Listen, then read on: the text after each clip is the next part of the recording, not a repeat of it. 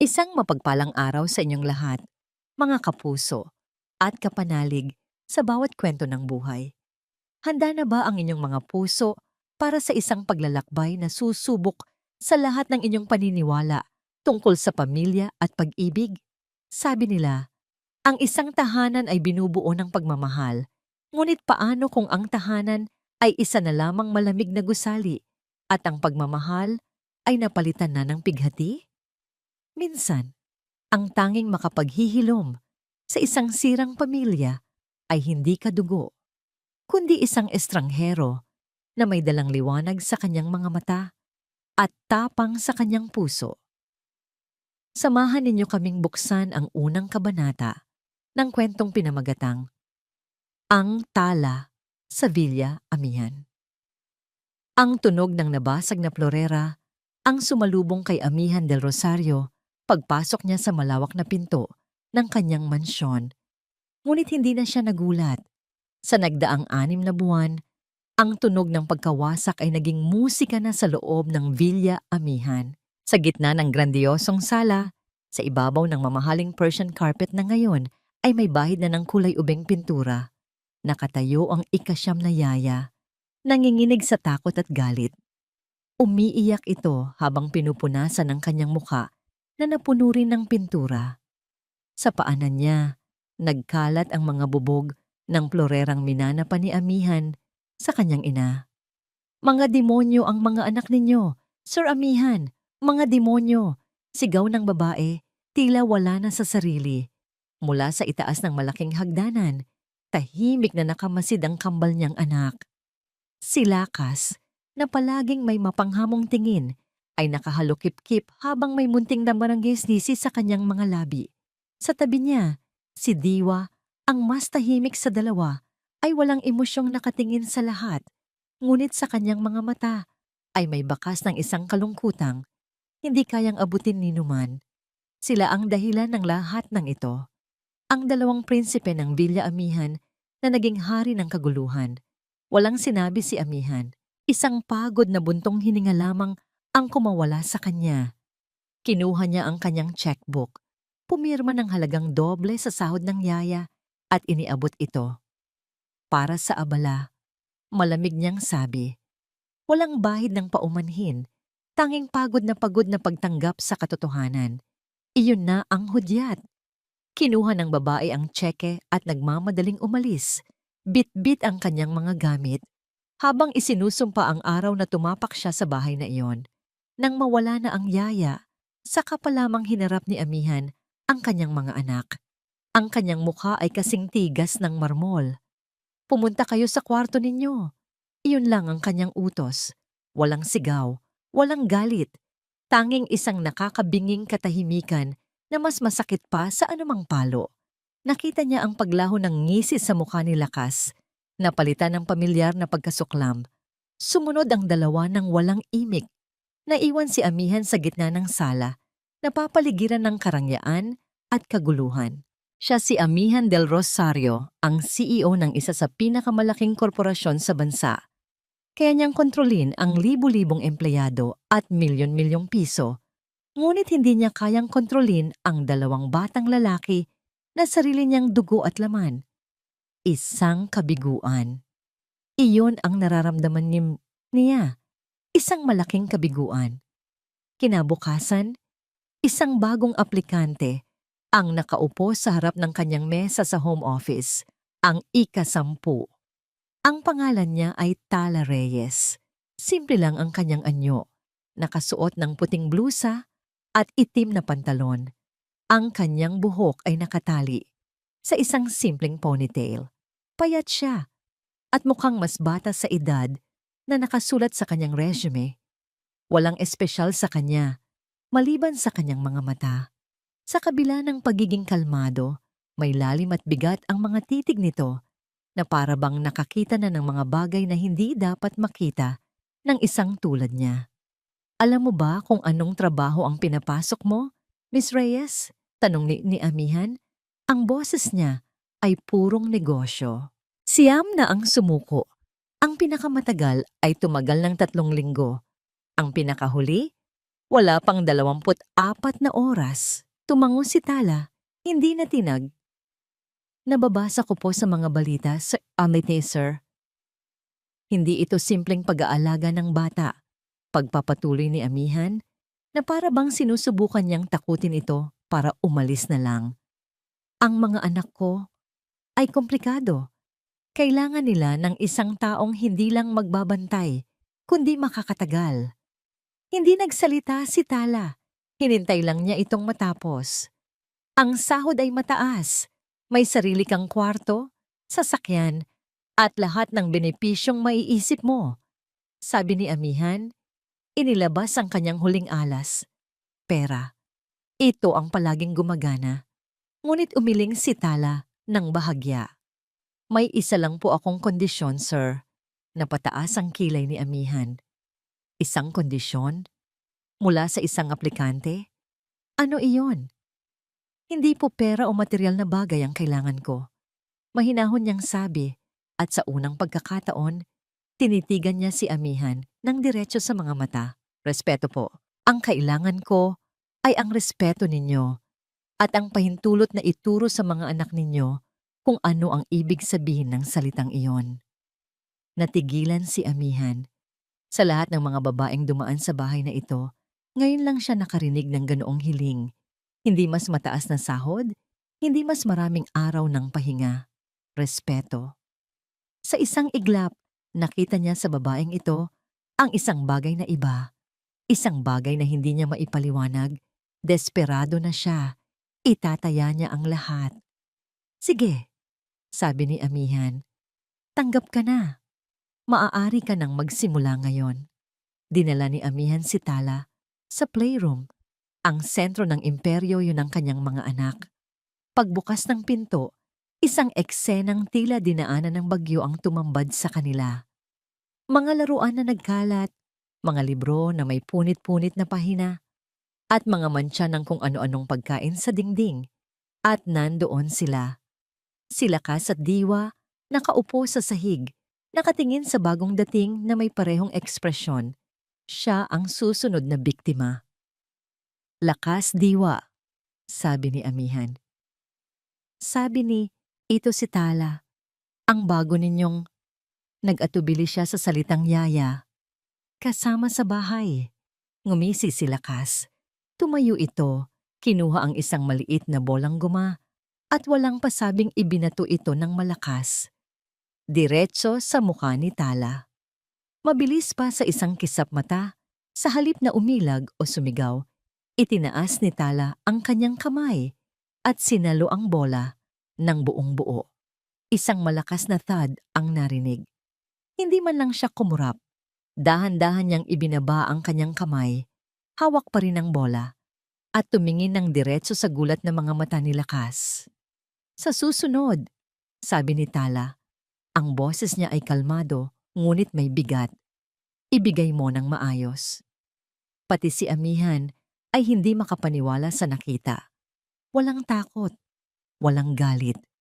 Tanging tahimik at matatag na awtoridad. Sa kauna-unahang pagkakataon, nakita niyang natigilan ang kanyang mga anak. Nagpaalam si Amihan para bumalik sa trabaho, ngunit sa buong araw, hindi mawala sa isip niya ang eksenang iyon. May kaunting pag-asa na sumibol sa kanyang pagod na puso. Gabi. Malalim na ang gabi at nasa kanyang opisina pa rin si Amihan. Tinatapos ang mga papeles. Ang buong bahay ay tahimik. Masyadong tahimik. Kinutuban siya. Bigla, isang malakas na sigaw ang bumasag sa katahimikan. Isang sigaw na nagmula sa kwarto ng kambal. Hindi iyon sigaw ni Tala. Sigaw yon ng isa sa kanyang mga anak. Parang kidlat na napatayo si Amihan. Tumakbo siya palabas ng opisina, paakyat sa hagdanan. Ang puso niya ay kumakarera sa takot at galit. Ano na naman ang nangyari? Sinaktan ba niya ang mga bata? Ito na ba yon? Binuksan niya ng malakas ang pinto. Ang kanyang hininga ay halos mapatid sa kanyang nakita. Ang sahig ay puno ng mga wasak na laruan, mga robot na putol ang braso, mga kotseng wala ng gulong. Sa gitna ng lahat ng yon, nakaupo si Tala sa sahig, kalmado at hindi gumagalaw. Sa harap niya, sina Lakas at Diwa ay parehong humahagulgol. Ang kanilang mga muka ay basang-basa sa luha. Hindi ito mga peking iyak para makakuha ng atensyon. Ito ay tunay na iyak ng mga batang nasasaktan. Ang paningin ni Amihan ay nagdilim. Ang nakita lang niya ay ang kanyang umiiyak na mga anak at ang babaeng estranghero sa gitna nito. Lahat ng pag-asa na naramdaman niya kanina ay naglaho, napalitan ng mabangis na galit ng isang ama. Humarap siya kay Tala, ang kanyang mga mata ay nag-aapoy. "Anong ginawa mo sa mga anak ko?" Sigaw niya. Ang boses ay umalingaw-ngaw sa buong silid. Nakatayo si Amihan del Rosario sa may pintuan. Ang kanyang anyo ay tila isang nagbabantang anino sa gitna ng liwanag. Ang tanong niya ay umalingaw-ngaw sa hangin, puno ng galit at akusasyon. "Anong ginawa mo sa mga anak ko?" Hindi gumalaw si Tala. Tumingala siya para salubungin ang nag-aapoy na mga mata ni Amihan. Ang kanyang puso ay panatag sa kabila ng unos. Sa kanyang paligid, ang mga wasak na laruan ay parang mga sundalong natalo sa isang digmaan. At ang pag-iyak ng kambal, ang tanging malungkot na musika. Hinintay niyang humupa nang bahagya ang unang bugso ng galit ng ama. Nang ang paghinga nito ay medyo kumalma na, saka siya nagsalita. Ang boses niya ay mahinahon, ngunit sapat na para marinig sa buong silid. "Wala po akong ginawa sa kanila, sir," sabi niya. "Hindi ko po sila sinaktan."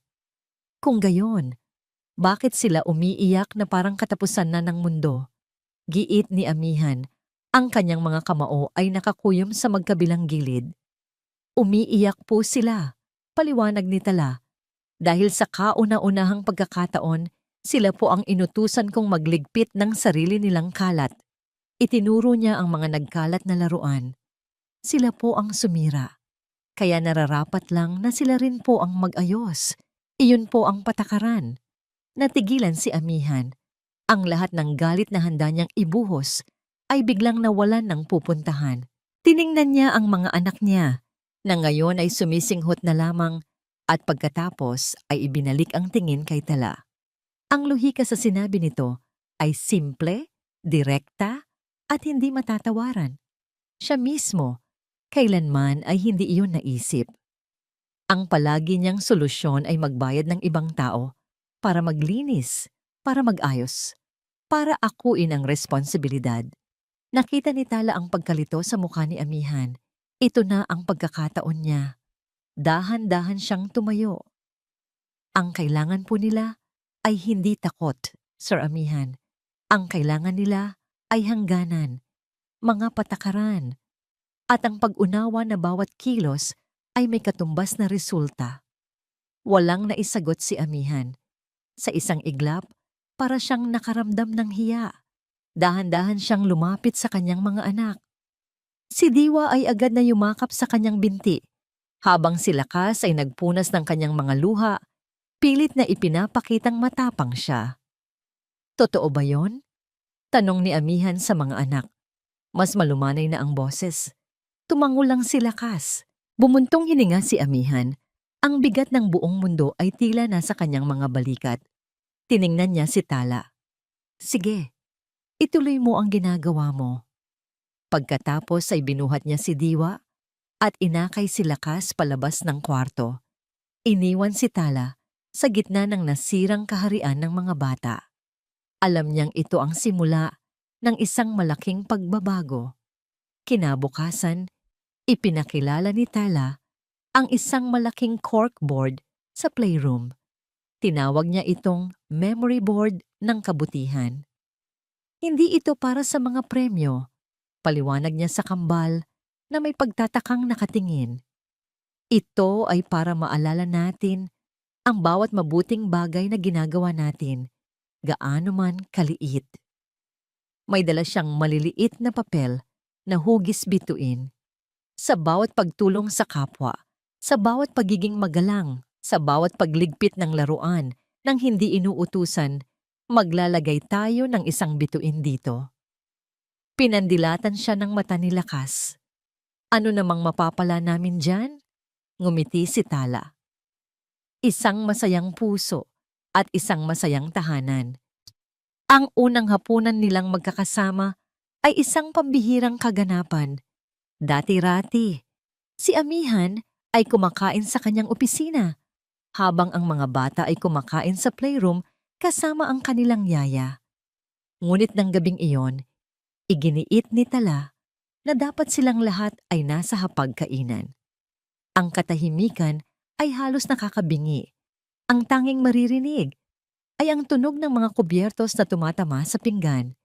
Si Amihan ay abala sa kanyang cellphone, isang pader na inilalagay niya sa pagitan niya at ng kanyang mga anak.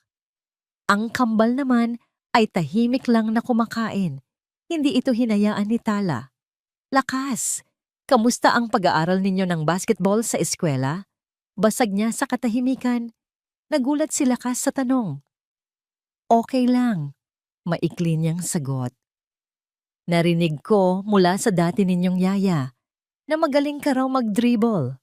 Sabi pa ni Tala. Bahagyang umangat ang sulok ng labi ni Lakas.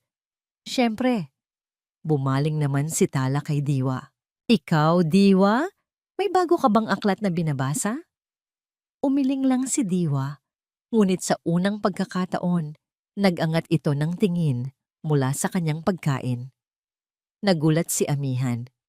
Dahan-dahan niyang ibinaba ang kanyang cellphone at pinagmasdan ang eksena.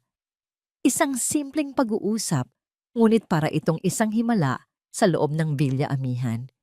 Bigla, bumukas ang pinto ng dining hall at pumasok ang isang babaeng nakasuot ng eleganteng damit. Ang mga alahas nito ay kumikinang. Si Isla Montes, ang nakababatang kapatid ni Amihan. Ami, nandito ka pala. What a surprise! Sabi niya, ang boses ay matamis, ngunit ang mga mata ay matalim. Hinalikan niya sa pisngi ang kanyang kapatid bago umupo. Hindi man lang niya pinansin ang mga bata. Ang kanyang atensyon ay agad na napunta kay Tala na nakatayo malapit sa gilid. Sinuri niya si Tala mula ulo hanggang paa na may halatang pagmamaliit sa kanyang tingin. At sino naman ito? Ang bago? Isla. Si Tala Reyes. Pagpapakilala ni Amihan. Tala, ang kapatid kong si Isla. Ah, the 10th one, sabi ni Isla at tumawa ng bahagya. Lumipat siya sa wikang Ingles, isang paraan para iparamdam kay Tala na hindi ito kabilang. So, tell me, Miss Reyes, what are your qualifications? I trust you have a comprehensive understanding of child psychology. My nephews are special. Hindi na tinag si Tala sa mataray na pagtatanong. Sumagot siya sa mahinahon at magalang na Tagalog. Ang pag-unawa ko po ay galing sa karanasan, Ma'am Aihila, at sa paniniwala na ang bawat bata ay may kabutihan. Lalong napataas ang kilay ni Isla sa sagot nito. Hindi niya inaasahan ang ganitong kapanatagan. Karanasan. Saan ka ba nagtrabaho dati? Sa mga pamilya bang kasing importante ng sa amin? Bago pa makasagot si Tala, sumingit na si Amihan. Bakas ang iritasyon sa kanyang boses. Isla, kumain ka na lang. Tala is perfectly qualified. Isang senyalis iyon para kay Isla. Natalo siya sa pagkakataong yon. Ngumiti siya ng pilit kay Tala. Well then, good luck. You're going to need it. Nang matapos ang hapunan at makaalis na si Isla, naiwan ang tensyon sa hangin. Gabi na. Bago matulog, pumasok si Tala sa kanyang silid. Pakiramdam niya ay pagod na pagod siya. Hindi sa pisikal na gawain, kundi sa emosyonal na labanan. Ang pamamahala sa dalawang bata ay mahirap na, ngunit ang pakikitungo sa mga matatandang puno ng paghuhusga ay mas nakakapagod pa. Umupo siya sa gilid ng kanyang kama at napabuntong hininga. Kaya niya kaya ito. Habang nag-iisip siya, May napansin siyang isang bagay sa ibabaw ng kanyang maliit na mesa sa tabi ng bintana. Isang maliit na bagay na hindi naroon kanina. Lumapit siya. Doon, sa ibabaw ng mesa ay may isang maliit na puting bulaklak. Isang bulaklak damo, uri ng bulaklak na tumutubo lang sa mga gilid ng hardin. Hindi ito maganda tulad ng mga rosas sa florera ni Amihan, ngunit meron itong sariling ganda. Sariwa pa ito. Halatang kapipitas lang. Sino ang maglalagay nito rito? Si Lakas? Imposible. Si Amihan? Lalong imposible. At bigla naalala niya. Naalala niya ang isang saglit kaninang hapon sa hardin. Nakita niya si Diwa, ang tahimik na bata, na nakaupo sa damuhan, pinagmamasdan ng isang maliit na puting bulaklak. Isang munting mamanang ngiti ang sumilay sa mga labi ni Tala. Kinuha niya ang bulaklak at inilagay sa isang baso ng tubig. Iyon ang unang bituin sa kanyang memory board ng kabutihan. Isang bituin na hindi nakikita ng lahat, ngunit nararamdaman ng kanyang puso. Isang senyales, isang maliit na sinag ng pag-asa sa madilim na Villa Amihan. Lumipas ang mga araw sa Villa Amihan na may dalang kakaibang kapayapaan. Napansin ni Amihan ang mga maliliit na pagbabago.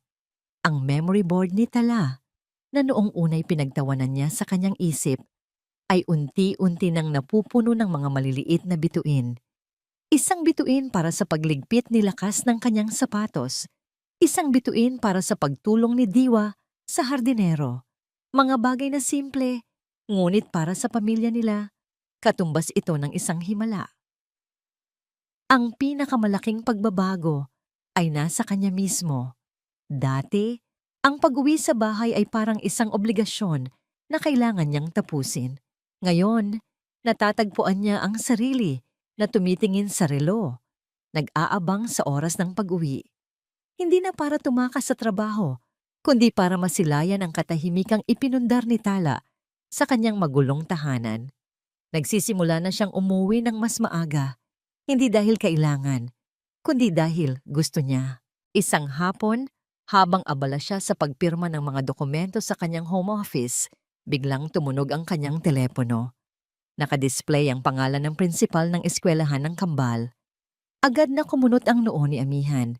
Ang tawag na ito ay pamilyar na sa kanya at palaging may dalang masamang balita.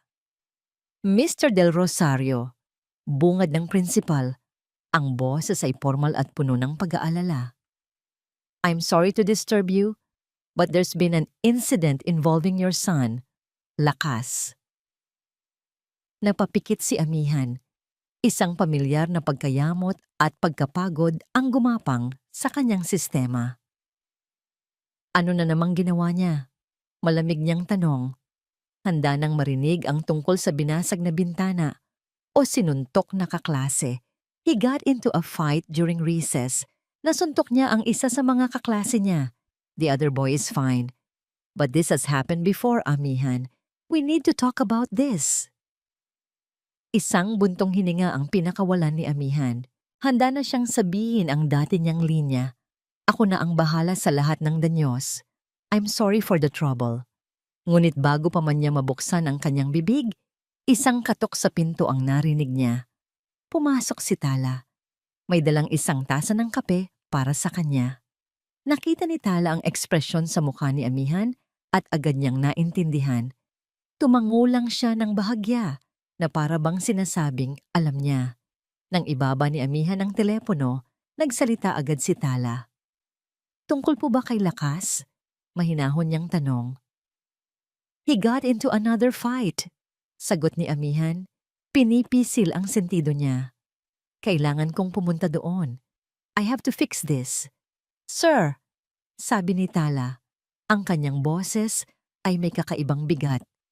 Kung papayag po kayo, ako na po ang pupunta. O kung hindi po, pwede po bang sumama ako sa inyo? Ako na po ang kakausap sa kanya. Natigilan si Amihan. Sa lahat ng mga yayang dumaan, lahat sila'y takot na madamay sa gulo ng mga bata. Ngunit si Tala, buong loob na humaharap dito. Tiningnan niya ang determinasyon sa mga mata nito. Isang bahagi niya ang gustong tumanggi at akuin ang responsibilidad gaya ng dati. Ngunit isang bahagi niya ang gustong malaman kung ano ang kayang gawin ng babaeng ito. Sige, sabi niya, nagulat sa sariling desisyon. Halika, sabay tayong pumunta. Sa loob ng sasakyan, habang nagmamaneho si Amihan, ang katahimikan ay mabigat. Nang sunduin nila si Lakas sa principal's office, ang mukha ng bata ay matigas. Walang pagsisisi, tanging pagsuway. Hindi ito nagsalita, kahit nang pumasok na sila sa kotse. Si Tala ang umupo sa likod, katabi ni Lakas. Pinili ni Amihan na manahimik. Gusto niyang obserbahan kung paano haharapin ni Tala ang sitwasyon. Hinihintay niya ang mga pangaral, ang mga sermon na paulit-ulit nang narinig ni Lakas mula sa iba't ibang yaya. Ngunit walang pangaral na dumating. Sa halip nagsalita si Tala sa napakahinang boses. Okay ka lang ba? May masakit ba sa'yo? Hindi sumagot si Lakas. Nakatingin lang sa bintana. Hindi sumuko si Tala. Hindi ko itatanong kung bakit mo ginawa. Pagpapatuloy niya. Ang itatanong ko ay, bakit ka galit, Lakas? Ang tanong na yon ay tila tumagos sa pader na binuo ni Lakas sa kanyang paligid.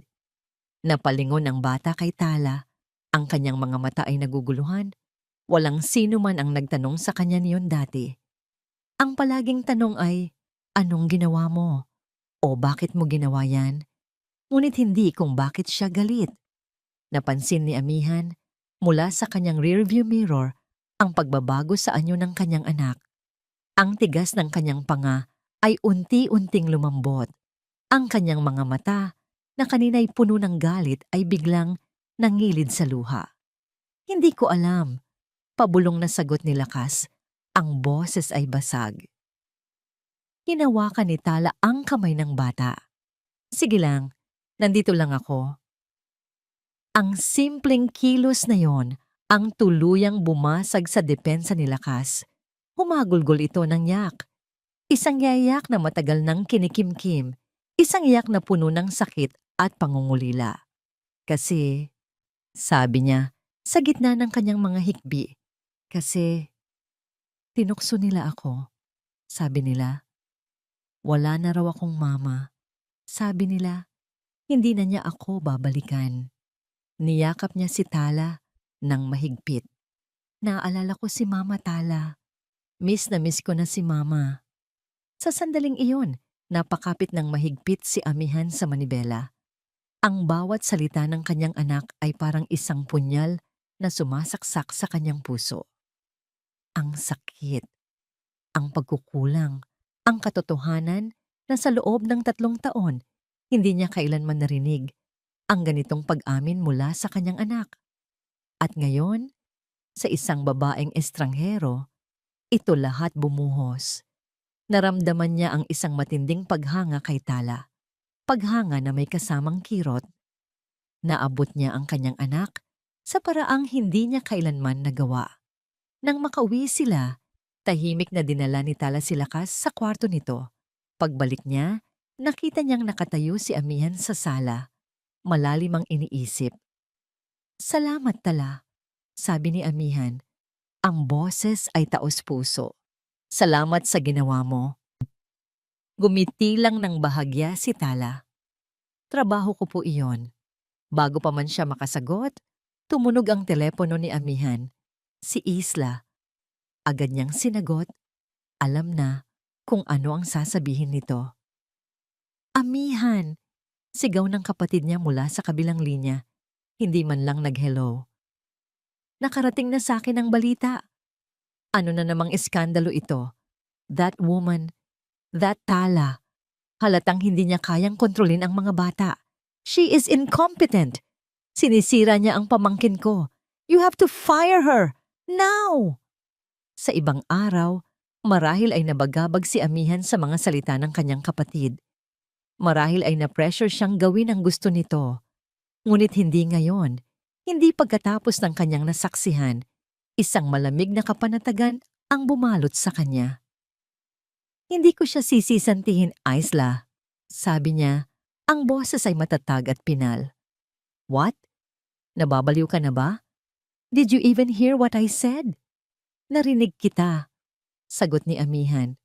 At mali ka. Huminga siya ng malalim. Mas tinuturuan niya ang mga anak ko ng tama kumpara sa ating dalawa. Tinuturuan niya silang harapin ang nararamdaman nila. Isang bagay na hindi natin kailanman nagawa para sa kanila. Natahimik si Isla sa kabilang linya, gulat sa matigas na pagsalungat ng kanyang kapatid. Kaya pakiusap, Isla. Pagtatapos ni amihan, ang boses niya ay walang bahid ng pag-aalinlangan. Huwag kang makialam dito.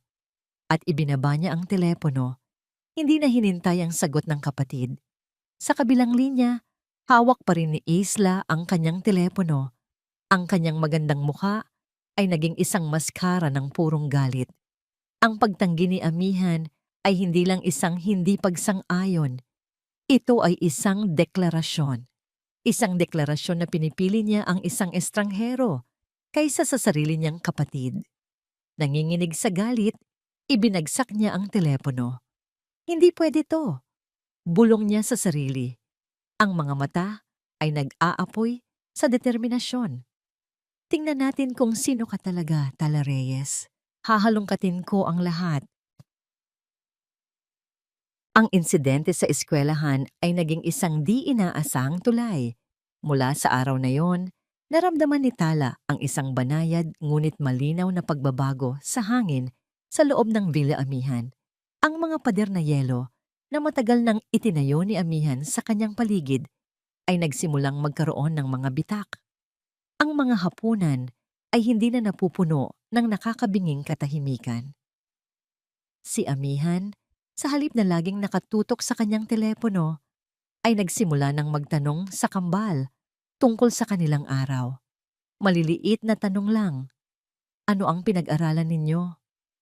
May bago ka bang natutunan, Diwa? Ngunit para sa mga batang uhaw sa atensyon ng isang ama, ang mga salitang iyon sa mga ay parang ulan sa isang tuyong lupa. At napansin ni Tala na may munting pagtataka at hindi maipaliwanag na saya na ang mga tanong ni amihan ay minsan bumabaling na rin sa kanya. Kamusta ang araw mo, Tala? Napagod ka ba masyado sa kanila? Simple lang, ngunit sa bawat tanong, nararamdaman niyang nakikita siya.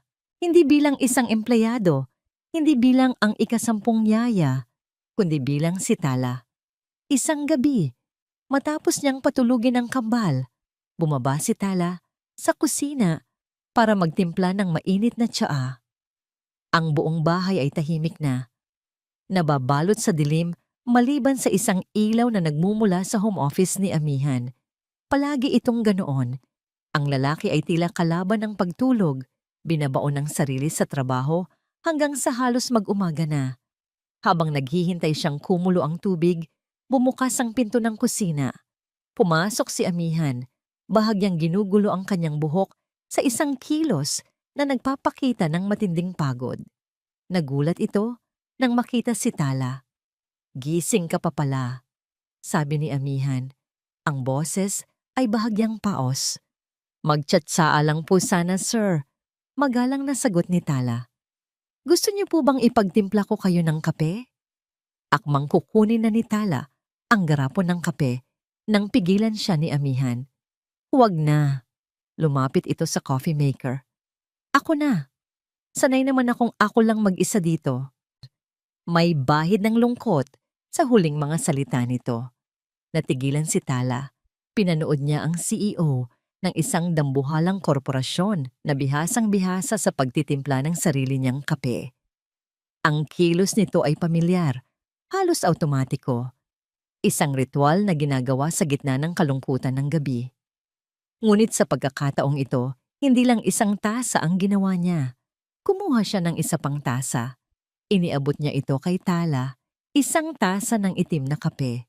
Alam kong pagod ka na rin, sabi niya, na para bang isang paumanhin. Samahan mo muna ako. Naupo sila sa maliit na mesa sa sulok ng malawak na kusina. Ang katahimikan sa pagitan nila ay iba na ngayon. Hindi na ito yung tipo ng katahimikan na nakakailang.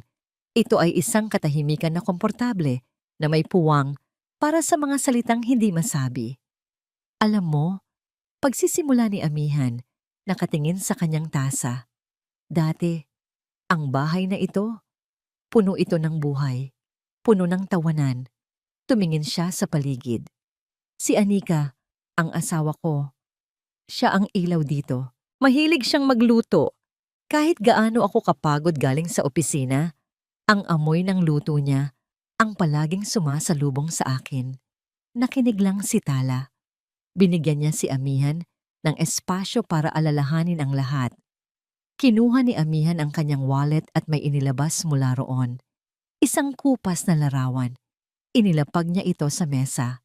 Sa larawan, isang magandang babae ang nakangiti ng napakatamis. Yakap-yakap ang dalawang maliliit na sanggol, sina Lakas at Diwa. Iyan si Anika, sabi ni Amihan. Isang mapait na ngiti ang gumuhit sa kanyang mga labi. She was perfect. Masyadong perpekto, kaya siguro kinuha siya agad. Nakita ni Tala ang lalim ng sakit sa mga mata ng lalaking kaharap niya. Isang sakit na pilit tinatago sa likod ng malamig na anyo at mamahaling damit. Napakaganda po niya, sir, sabi ni Tala. Ang boses ay puno ng sinseridad. Amihan na lang. Kapag tayong dalawa lang, pagtatama nito sa kanya na ikinagulat ni Tala. Nakakasawa na rin ang pagiging sir sa sarili kong bahay. Ibinalik niya ang tingin sa larawan. Minsan iniisip ko, kung nandito lang siya, siguro hindi magkakaganito ang mga bata. Siguro, hindi ako magiging ganitong klaseng ama. Mabuti po kayong ama, Amihan. Mabilis na sabi ni Tala. Nakikita ko po. Kailangan niyo lang pong alalahanin kung paano. Tumingin si Amihan sa kanya. Ang kanyang mga mata ay tila nagtatanong. At ikaw, Tala, anong kwento mo? Bukod sa pagiging isang mahimalang tagapagpaamo ng mga batang demonyo, isang munting tawa ang kumawala kay Tala. Ngunit mabilis din itong napalitan ng isang anino ng kalungkutan. Napayuko siya. Wala po masyado, sir, Amihan. Simple lang po ang buhay ko. Hindi ako naniniwala, sabi ni Amihan. May nakikita ako sa mga mata mo, Tala. May bigat, may pinagdaanan. Lahat tayo mayroon. Huminga ng malalim si Tala. Nagkaroon din po ako ng pangarap dati. Pabulong niyang pag-amin. Gusto ko po sanang makatulong sa mga taong may sakit. Pero dahil sa isang pagkakamali, isang malaking pagkakamali, kinailangan ko pong bitawan ang lahat ng iyon. Hindi na niya dinugtungan pa. Ang sakit ng alaala ay sariwa pa rin. Nakita ni Amihan ang sakit sa mukha ni Tala at hindi na siya nagtanong pa. Naintindihan niya.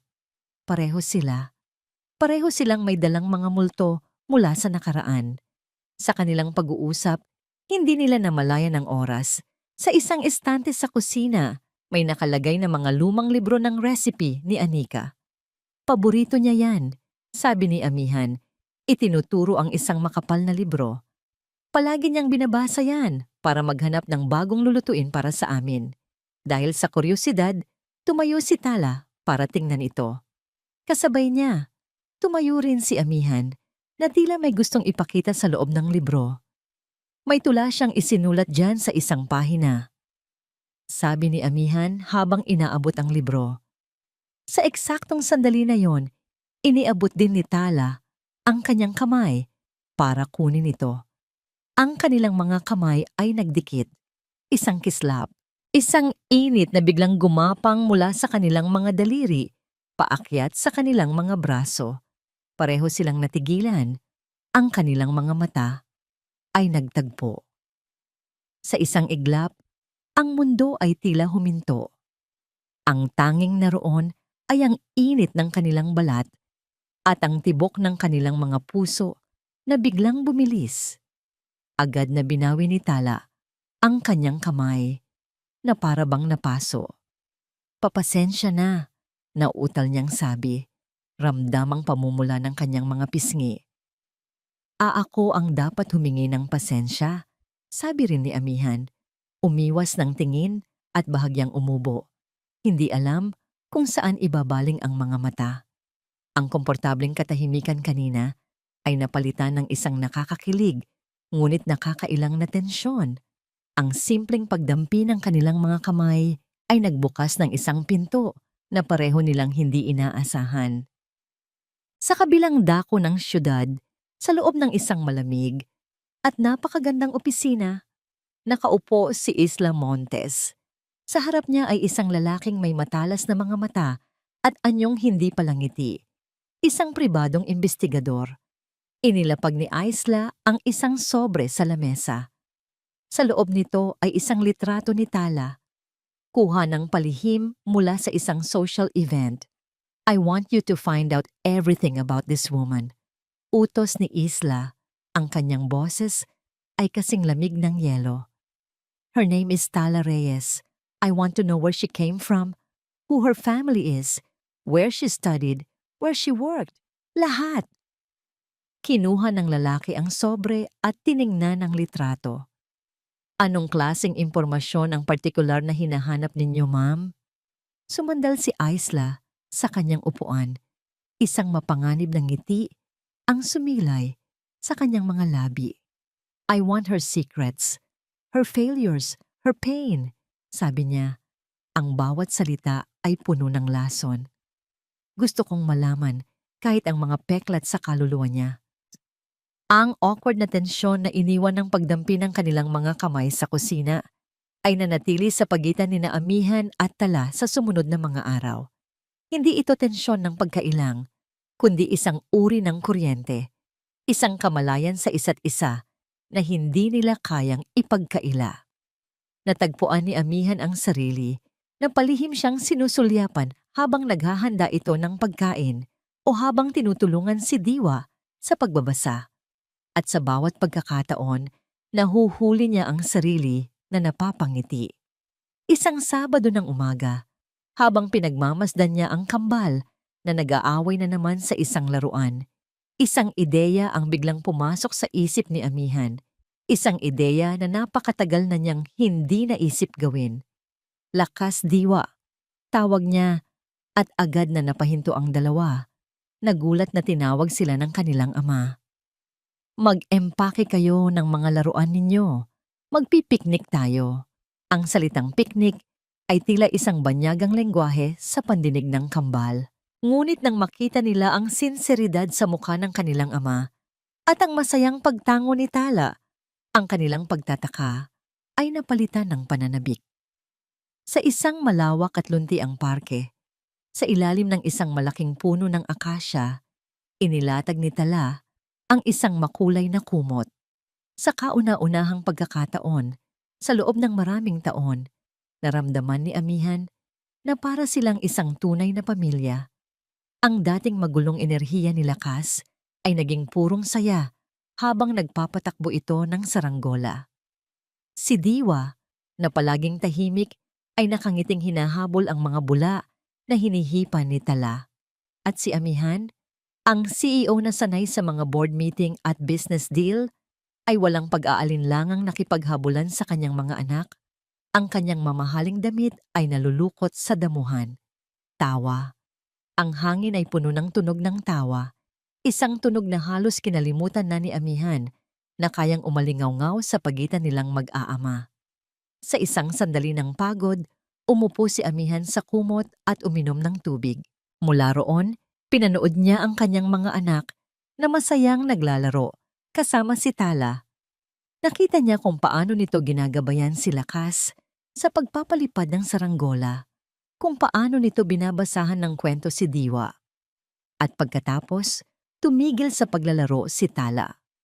Tumayo lang siya roon, pinagmamasdan ang mag-ama na naghahabulan. Ang kanyang mga mata ay puno ng isang kakaibang init at lambing. Isang tingin na puno ng paghanga. May bahid din ito ng lungkot na para bang pinagmamasdan niya ang isang bagay na pinapangarap niya, ngunit alam niyang hindi kailanman magiging sa kanya. Nang magtama ang kanilang mga mata, isang ngiti ang sumilay sa mga labi ni Tala. Isang ngiti na simple, hindi pilit, at nagmumula sa puso. Isang ngiti na tila kayang magpaliwanag sa pinakamadilim na kalangitan. Sa sandaling iyon, naramdaman ni Amihan ang isang malakas na kalabog sa kanyang dibdib. Para siyang sinuntok, ngunit walang sakit. Ang mundo sa paligid niya ay tila naglaho. Ang ingay ng parke, ang ihip ng hangin, ang sigaw ng mga bata. Lahat ay nawala. Ang tanging nakikita niya ay ang nangiti ni Tala. Ito na yon, ang pag-amin na pilit niyang winawaksi sa kanyang isipan. Hindi na lamang paghanga ang nararamdaman niya para dito. Hindi na lamang pasasalamat. Mahal na niya ang babaeng ito. Mahal na niya ang nangiti nito, ang kabutihan nito, ang liwanag na dala nito sa madilim niyang mundo. Nang papalubog na ang araw at nagliligpit na sila ng kanilang mga gamit, lumapit si Amihan kay Tala. Ang puso niya ay kumakabog pa rin. Tala, sabi niya, ang kanyang boses ay mas seryoso kaysa sa karaniwan. Napalingon ito sa kanya. Po, Amihan. Huminga siya ng malalim, hinahanap ang tamang mga salita. Matagal ko nang hindi nakikitang tumawa ng ganito ang mga anak ko. Huminto siya sandali at inamin sa sarili. At matagal na rin akong hindi tumatawa ng ganito. Namula ang mga pisngi ni Tala, ngunit hindi siya umiwas ng tingin. Salamat! Pagpapatuloy ni Amihan, ang bawat salita ay puno ng bigat at katotohanan. Salamat dahil ibinalik mo ang liwanag sa bahay namin.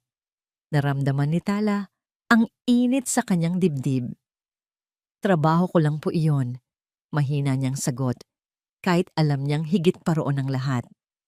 Hindi, marising sabi ni Amihan. Higit pa sa trabaho ang ginagawa mo. Hindi na nila kailangang magsalita pa.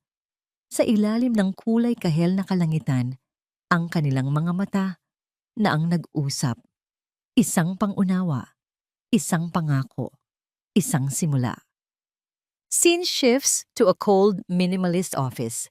Ngunit sa parehong sandali, sa kabilang dako ng abalang syudad, sa loob ng isang opisinang nababalot ng salamin at bakal, isang ibang-ibang klase ng katotohanan ang nabubunyag. Nakatanggap si Isla Montes ng isang tawag. Nandito na ako sa lobby, ma'am, sabi ng boses sa kabilang linya. Umakyat ka, malamig na utos ni Isla. Ilang minuto ang lumipas, pumasok ang pribadong investigador. Inilapag nito ang isang manipis na brown envelope sa mamahaling lamesa ni Isla. May nahanap na ako, sabi ng lalaki. Itinaas ni Isla ang kanyang kilay, puno ng pananabik. Agad? May mga taong madaling basahin ang nakaraan, ma'am, lalo na kung may naiwang peklat, sabi ng investigador. Binuksan niya ang envelope. Tala Reyes, lumaki sa isang maliit na probinsya sa Laguna. Ulila, matalinong estudyante, pangarap maging nurse. Get to the point, naiinip na sabi ni Isla. Nag-intern siya sa St. Jude Provincial Hospital, pagpapatuloy ng lalaki. Magaling daw. Promising. Ngunit natanggal siya matapos ang isang malaking iskandalo. Ang salitang iskandalo ay musika sa pandinig ni Isla. Isang ngiti na parang sa isang pating ang dahan-dahang gumuhit sa kanyang mga labi. Iskandalo, inulit niya. Nilalasap ang bawat letra. Anong klaseng iskandalo? Medical malpractice, ma'am. Isang matandang pasyente ang halos namatay dahil sa maling gamot na naibigay. Ang pangalan ni Tala Reyes ang nasa chart. Siya ang sinisisi sa insidente. Napahalakhak si Isla, isang tawang walang saya. So she's not just a simple nanny from the province. She's incompetent, dangerous even, perpekto. Ito na ang sandatang hinihintay niya. Pero may isa pa pong bagay, ma'am, sabi ng investigador, na tila may idadagdag pang mas mahalagang detalye. Tiningnan siya ni Aisala, medyo nawala ang nangiti. Ano iyon? Sa pagbabasa ko ng mga lumang file ng kaso, may isa pang pangalan na laging lumalabas sa investigasyon noon. Isang doktor na siyang supervisor ni Tala Reyes nung intern pa lang siya. Ang pangalan niya ang pumirma sa lahat ng medical orders. At sino naman yan? Hindi na mahalaga yan. Sabi ni Isla, iwinawas-iwas ang kamay. Baka po mahalaga, ma'am, sabi ng investigador. Tumingin ito sa kanyang mga tala. Ang pangalan niya ay Dra Katrina Villanueva. Ayon sa research ko, isa na siyang kilalang-kilalang medical entrepreneur ngayon. Napaka-impluwensyal. Ang saya ng picnic ay nag-iwan ng isang matamis na alaala na pilit na pinanghahawakan ni Tala sa mga sumunod na araw.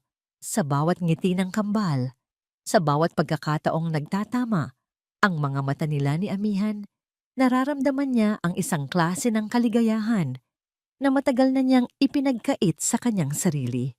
Sa kauna-unahang pagkakataon, naramdaman niyang bahagi siya ng isang bagay na buo. Naramdaman niyang baka posible palang magkaroon ng tahanan. Kaya naman, nang inanunsyo ni Amihan isang araw na magkakaroon ng isang business dinner sa villa, isang bahagi niya ang nalungkot. Ang kanilang munting paraiso ay pansamantalang mabubulabog ng mga estranghero. Kailangan ko lang gawin to, Tala. Sabi sa kanya ni Amihan isang gabi habang nagkakape sila, bakas ang pag-aatubili sa boses nito. Isla arranged it. May ipapakilala raw siyang bagong business partner. Kung ako lang ang masusunod, mas gugustuhin ko pa ang tahimik na hapunan kasama kayo at ang mga bata. Ang simpleng pag-amin na yon ay sapat na para kay Tala. Ngumiti siya. Naiintindihan ko po, Amihan. Trabaho po iyan. Dumating ang gabi ng hapunan. Ang Villa Amihan, na sa mga nagdaang linggo ay naging isang mainit na pugad ng pamilya, ay muling naging isang malamig at grandiosong entablado. Ang mga katulong ay abala sa pag-aasikaso, ang mga mamahaling pinggan ay nakahanda, at ang hangin ay puno ng amoy ng mga bulaklak at mamahaling pabango. Si Tala, sa kanyang simpleng uniforme, ay tila isang anino sa gitna ng lahat ng karangyaan. Ang kanyang gawain ay siguruhing ang lahat ay nasa ayos mula sa kusina. Nakita niyang dumating ang mga bisita, mga lalaking nakabarong at mga babaeng nakakasilaw, ang mga alahas. Lahat sila ay may peking ngiti at matatas na paraan ng pagsasalita.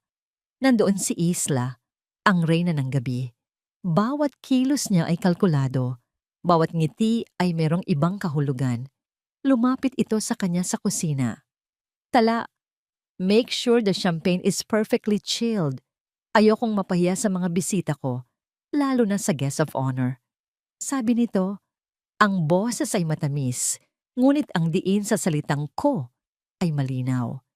Si Amihan naman ay halatang hindi komportable. Ginagampanan niya ang pagiging host, ngunit ang kanyang mga mata ay palaging naghahanap. Ilang beses silang nagkatitigan ni Tala mula sa malayo at sa bawat pagkakataon, binibigyan siya nito ng isang munting na ngiti na nagsasabing, sana matapos na to. Nang halos lahat ng bisita ay naroon na, kinuha ni Isla ang atensyon ng lahat sa pamamagitan ng pagtapik sa kanyang baso ng champagne. Good evening, everyone. Masayang bati niya. Thank you all for coming. Tonight is a special night, not just for business, but for friendship. I am so thrilled to finally introduce to you all my new partner and one of my dearest friends. She's a brilliant mind in the medical and business world. Everyone, a round of applause for the one and only, Dr. Katrina Villanueva. Sa kusina, narinig ni Tala ang pangalan, Katrina Villanueva. Isang malamig na kuryente ang gumapang sa kanyang buong katawan. Hindi maari. Isang pagkakataon lang. Maraming Katrina Villanueva sa mundo. Pilit niyang kinumbinsi ang sarili. Tala, ano pa ang hinihintay mo? Sabi ng head cook. Ilabas mo na raw itong appetizers. Parang isang robot na sumunod si Tala.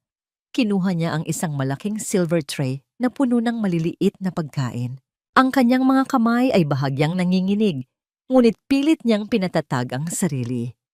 Naglakad siya palabas ng kusina, patungo sa sala kung saan nagkumpol ang mga bisita. Ang kanyang mga mata ay nakatuon sa tray, takot na tumingin sa paligid. Habang papalapit siya, narinig niya ang boses ng babae. Isang boses na pamilyar, isang boses na bumabagabag sa kanyang mga pinakamasamang panaginip sa loob ng maraming taon.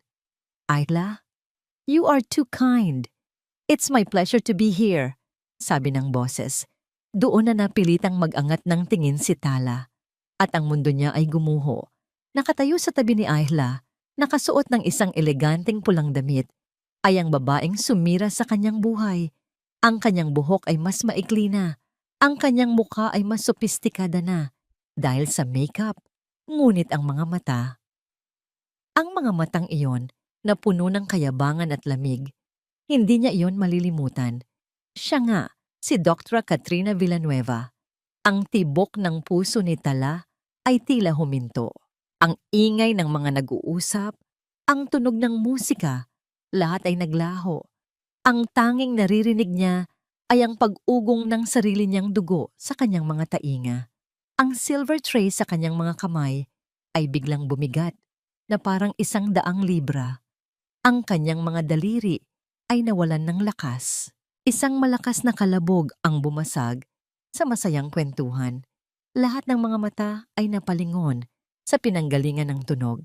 Doon, nakatayo si Tala sa gitna ng nagkalat na pagkain at basag na baso. Ang kanyang mukha ay putlang-putla na parang papel. Nanginginig ang kanyang buong katawan. Tumingin si Katrina sa kanya. Sa simula, may iritasyon sa mukha nito. Ngunit nang makilala siya, ang iritasyon ay napalitan ng gulat at pagkatapos ng isang masamang nangiti. Isang nangiti ng pagkilala at pagmamaliit. Lumapit ito, ang kanyang mga takong ay tumutunog sa marmol na sahig. Tala, sabi nito, ang boses ay sapat na para marinig ng mga taong malapit sa kanila. Puno ito ng pekeng pagtataka. Long time no see, hindi ko inaasahang dito kita makikita na ginagawa ang ganito. Tiningnan nito ang kalat sa sahig. Mukhang bagay sa'yo. Ang bawat salita ay isang punyal na bumaon nang malalim sa puso ni Tala.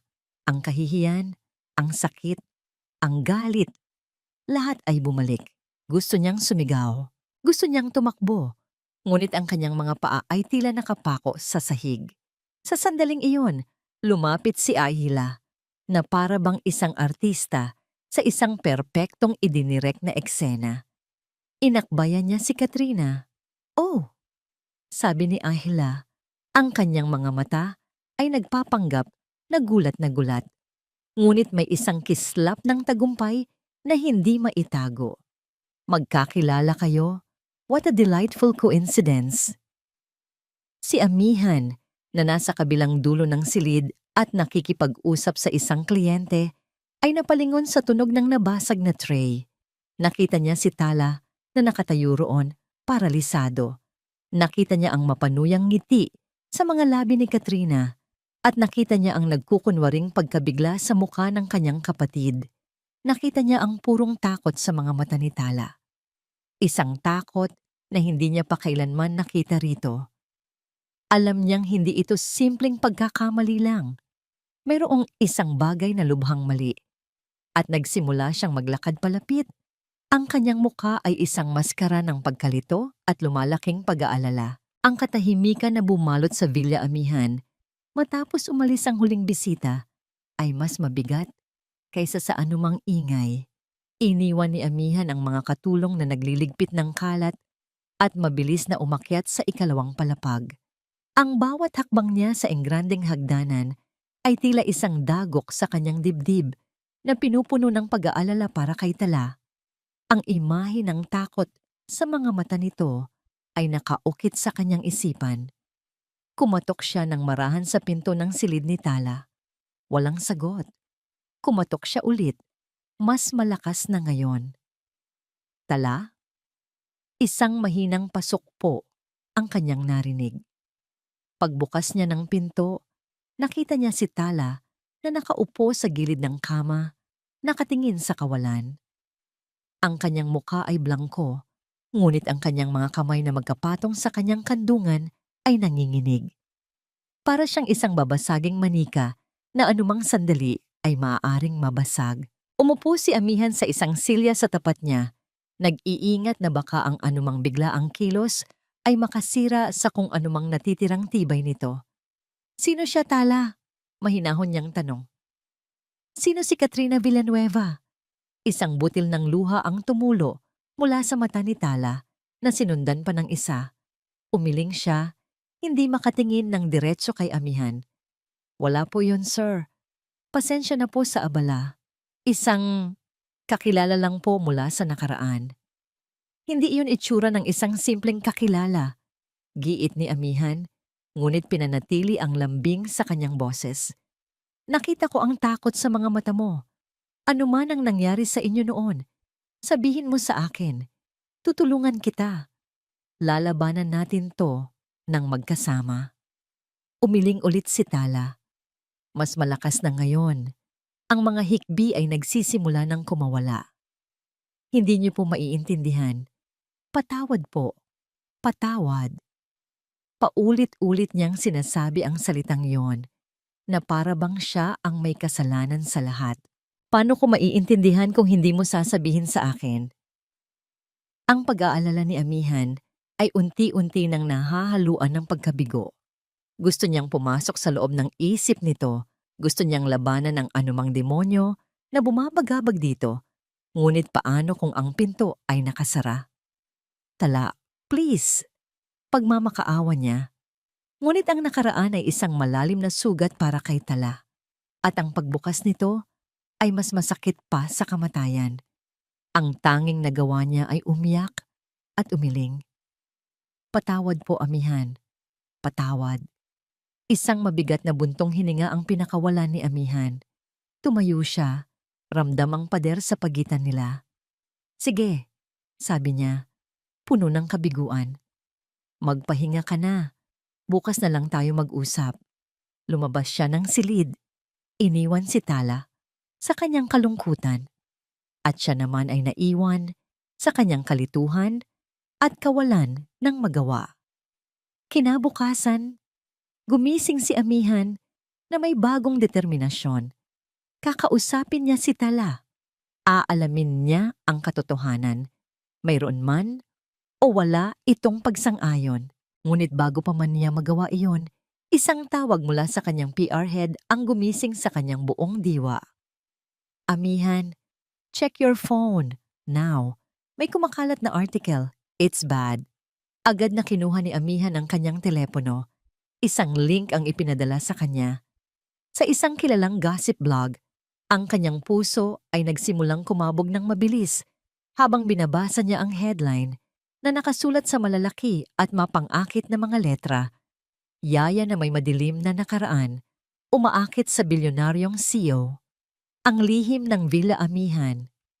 Sa ilalim nito ay isang larawan niya nakuha sa isang event. At sa tabi nito ay isang malabong larawan ng isang babae, si Tala, na halatang kuha ng palihim habang nasa parke sila. Binasa niya ang nilalaman ng artikulo. Bawat salita ay puno ng lason at paninira. Isinalaysay nito ang isang kwento ng isang ambisyosang babae mula sa probinsya na may kaduda-dudang nakaraan sa isang ospital kung saan nasangkot umano ito sa isang malaking kapabayaan. Pinalabas ng artikulo na ginagamit ni Tala ang mga bata para mapalapit sa biyudong CEO. Isang klasikong kwento ng isang gold digger. Walang pangalan na binanggit, ngunit ang mga detalye ay sapat na para ituro ang lahat kay Tala. Isang malamig na galit ang gumapang sa buong katawan ni amihan. Alam niya kung sino ang may gawa nito. Ang timing. Ang paggamit sa impormasyon tungkol sa ospital, iisa lang ang may motibo at kakayahang gawin ito. Isla, bago pa man niya matawagan ang kanyang kapatid, Sunod-sunod nang tumunog ang kanyang telepono. Mga tawag mula sa mga miyembro ng board of directors ng kanyang kumpanya. Amihan, what the hell is this? Sigaw ni Don Ricardo, isa sa mga pinakamatandang miyembro ng board at kaibigan ng kanyang ama. A scandal like this is bad for the company's image. Ang mga stock natin bumabagsak na. It's a fabricated story, Don Ricardo. Mariing sagot ni Amihan, sinusubukang kontrolin ang kanyang galit. I don't care if it's true or not. Sagot ng matanda. Ang mahalaga ay kung ano ang iniisip ng publiko. You need to fix this. Get rid of the girl. Maglabas ka ng statement at itanggi mo ang lahat. Protect the company, Amihan. Sunod-sunod ang mga tawag. Pare-pareho ang mensahe. Itakwil mo siya. Iligtas mo ang kumpanya. Iligtas mo ang sarili mo. Ang mundo na kanyang binuo ay tila guguho dahil sa isang babaeng minamahal niya. Puno ng galit at presyon, bumaba si Amihan. Kailangan niyang mahanap si Tala. Kailangan nilang harapin ito. Ngayon na. Ngunit pagdating niya sa ibaba, isang eksena ang sumalubong sa kanya na nagpatigil sa kanyang paghinga. Sa may pintuan, nakatayo si Tala. Sa tabi niya ay isang maliit na maleta. Nakabihis na ito ng simpleng damit. Ang damit na suot niya noong unang araw niyang dumating. Nakita niya ang mga bata na umiiyak habang nakayakap sa mga binti nito. Talano! Sigaw ni Amihan. Mabilis na lumapit sa kanila. Anong ginagawa mo? Hindi mo kailangang umalis. We will fight this together. Tumingin si Tala sa kanya. Ang kanyang mga mata ay pula at namamaga. Ngunit sa kauna-unahang pagkakataon mula kagabi, mayroon ng determinasyon sa mga ito. Isang malungkot, ngunit matatag na determinasyon. Hindi po, mahina niyang sabi, habang hinahaplos ang buhok ng kambal. Nakita ko na po ang balita. Ito na po yung sinasabi ko. Hinawakan ni Amihan ang braso niya. Gawa-gawa lang yon, Tala. Kasinungalingan. Kaya nating patunayan yan. Umiling si Tala. Isang mapait na ngiti ang gumuhit sa kanyang mga labi. Kahit pa po kasinungalingan, nasira na po ang pangalan ninyo, ang pangalan ng mga bata, ang kumpanya ninyo, dahil sa akin. Tumingin siya ng diretso sa mga mata ni Amihan. Hindi ko po kayo pwedeng isama sa putik na kinasasadlakan ko. Ito na lang po ang tanging paraan. Hinawakan niya ang mga kamay ni Lakas at Diwa. Mahal na mahal ko kayo, bulong niya sa mga ito. Hinalikan niya sila sa noo at pagkatapos ay marahang inalis ang kanilang mga yakap. Tala, don't do this. Pagmamakaawa ni Amihan, ang kanyang boses ay halos mabasag. Ngunit hindi na siya nakinig. Binitbit niya ang kanyang maleta at sa huling pagkakataon, tiningnan niya si Amihan. Sa kanyang mga mata, nakita ni Amihan ang lahat, pasasalamat, panghihinayang, at isang pag-ibig na hindi kailanman naisatinig. Paalam, Amihan, bulong niya, at tumalikod na siya. Naglakad siya palabas ng pinto ng Villa Amihan, papalayo sa tanging tahanan na kanyang naramdaman at sa pamilyang minahal niya nang higit pa sa kanyang sarili. Naiwan si Amihan, nakatayo, tulala, habang ang iyak ng kanyang mga anak ang tanging maririnig. Sa malamig at malawak na mansyon, ang bagyo ay dumating na at sa unang hagupit nito, tinangay nito ang kanyang bituin. Nang isara ang pinto at tuluyang maglaho si Tala sa kanilang paningin, ang Villa Amihan ay binalot ng isang nakakabinging katahimikan. Ang tanging maririnig ay ang humahagulgol na iyak ni Lakas at Diwa, mga tunog na tila maliliit na punyal na paulit-ulit na tumatarak sa puso ni Amihan. Nakatayo lang siya roon, sa gitna ng grandiosong sala, parang isang estatwang walang buhay. Nakatingin sa pintong nilabasan ni Tala, umaasang isa lamang itong masamang panaginip, na anumang sandali ay bubukas itong muli at papasok siyang nakangiti. Dala-dala ang liwanag na nakasanayan na nila, ngunit ang pinto ay nanatiling nakasara. Ang mga sumunod na oras at araw ay tila isang mahabang, walang katapusang gabi.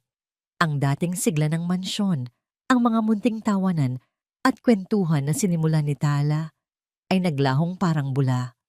Ang Villa Amihan ay bumalik sa dati nitong anyo. Isang malamig na museo ng karangyaan, puno ng mga mamahaling bagay, ngunit walang kaluluwa. Ang unang hapunan nang wala si Tala ay isang torture. Naghanda ang mga katulong ng masasarap na pagkain, ngunit walang sino man ang may ganang kumain. Umupo si Amihan sa dulo ng mahabang lamesa, habang ang kambal ay nasa magkabilang gilid niya. Ang mga upuan ay tila mas malalayo sa isa't isa kaysa dati. "Kain na," sabi ni Amihan. Ang boses ay pagod at walang buhay. Hindi gumalaw ang mga bata. Si Lakas ay nakatitig lang sa kanyang pinggan, ang kanyang mga mata ay namamaga pa rin. Si Diwa naman ay nakatingin sa bakanteng upuan kung saan palaging umuupo si Tala, na para bang hinihintay pa rin itong dumating. Sinubukan muli ni Amihan. "Lakas, may practice ka ba ng basketball bukas?" Isang matalim na tingin ang ipinukol sa kanya ni Lakas. Isang tingin na puno ng sisi at galit. "Wala akong pakialam," malamig na sagot nito bago itinulak ang kanyang upuan at nag-walkout mula sa dining hall. Naiwan sina Amihan at Diwa sa katahimikan. Ilang sandali pa tumayo na rin si Diwa, walang imik at sumunod sa kanyang kapatid. Naiwan si Amihan na mag-isa sa malaking hapagkainan, napapaligiran ng pagkaing hindi nagalaw. Ang pakiramdam ng pag-iisa ay mas matindi pa kaysa noong mga unang buwan matapos mamatay si Anika. Dahil noon, alam niyang wala siyang magagawa. Ngunit ngayon alam niyang mayroon, ngunit hindi niya ginawa. Pinabayaan niya siyang umalis. Kinagabihan, sinubukan niyang kausapin si Lakas sa silid nito. Naabutan niya itong nakahiga sa kama, nakatalukbong ng kumot. "Anak," mahinahon niyang sabi, "mag-usap tayo." Walang sagot.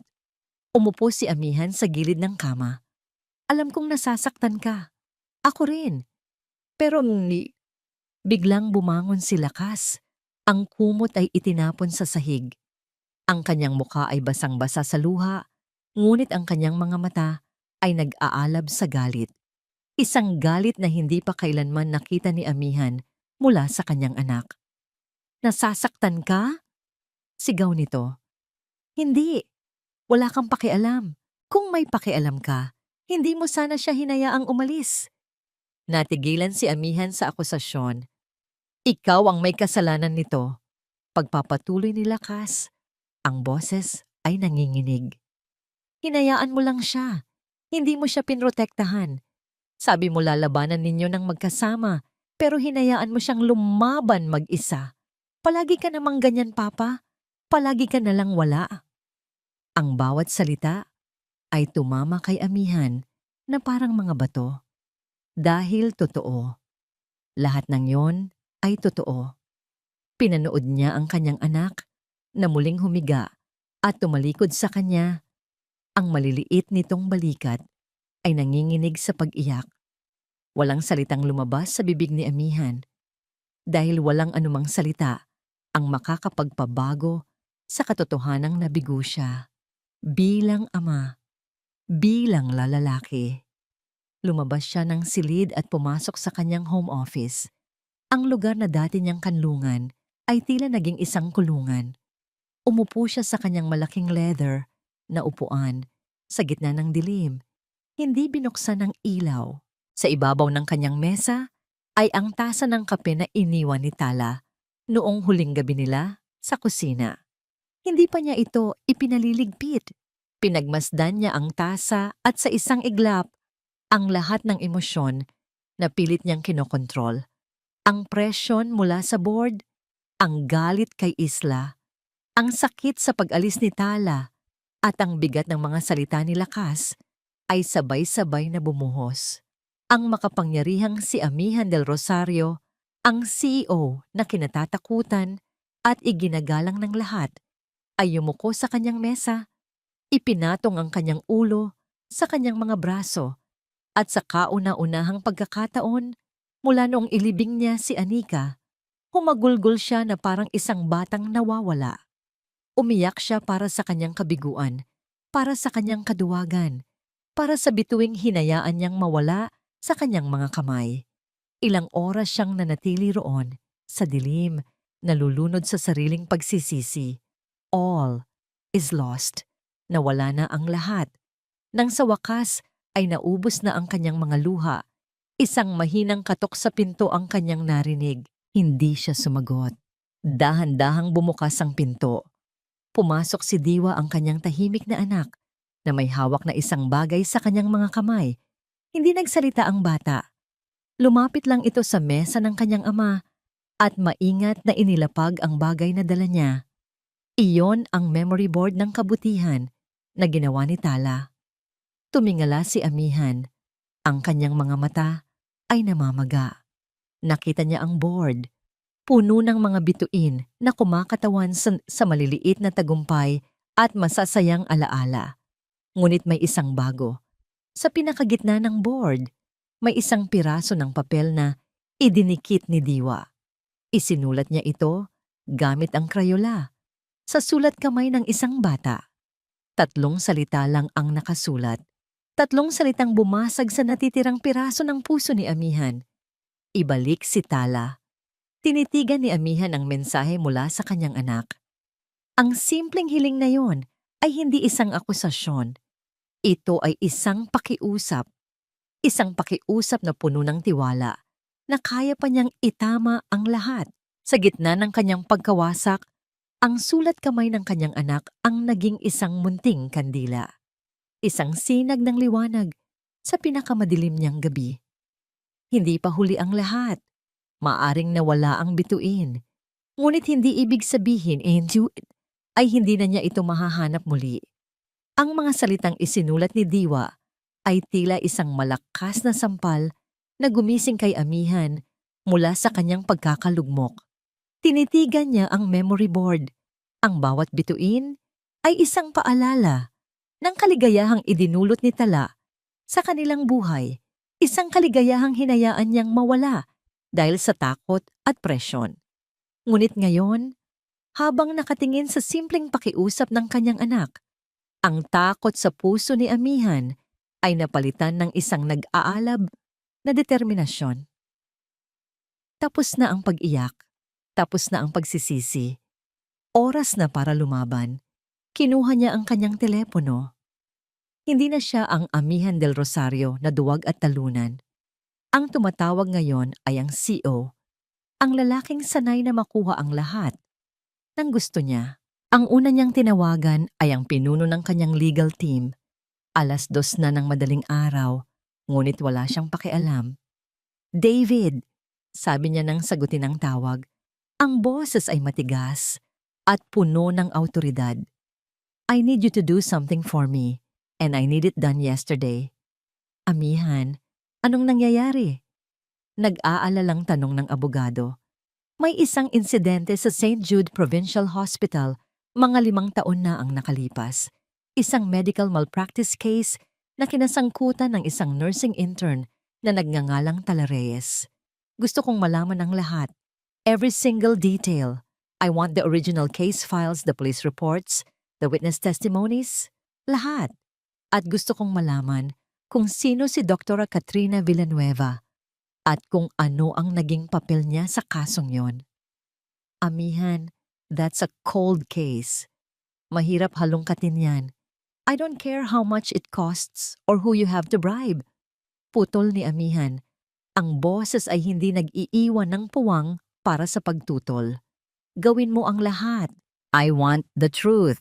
At gusto ko yan sa loob ng 24 na oras. Pagkatapos ng tawag sa kanyang abogado, ang kanyang security and tech team naman ang sunod niyang tinawagan. Hanapin ninyo si Tala Reyes. Utos niya. Wala akong masyadong impormasyon. Pero alam kong taga-Laguna siya. Gamitin ninyo ang lahat ng resources. Facial recognition sa mga CCTV, bank transactions, social media footprints. Mag-ingat kayo. Ayokong malaman niyang hinahanap siya. Gusto ko lang malaman kung nasaan siya at kung ligtas siya. Understood? Yes, sir. Sagot mula sa kabilang linya. Pagkababa niya ng telepono, naramdaman ni Amihan ang pagbalik ng kanyang lakas. Sa unang pagkakataon sa loob ng maraming araw, alam niya kung ano ang dapat niyang gawin. Hindi na siya magpapaapekto sa sinasabi ng board o sa paninira ng media. Ang tanging mahalaga ngayon ay ang katotohanan at ang pagbabalik ng babaeng nagturo sa kanya kung paano muling maging isang ama. Lumipas ang araw. Hindi pumasok si Amihan sa opisina. Nanatili siya sa bahay kasama ang kanyang mga anak. Walang salitang namagitan sa kanila tungkol sa kanyang mga ginagawa. Ngunit tila nararamdaman ng kambal ang pagbabago sa kanilang ama.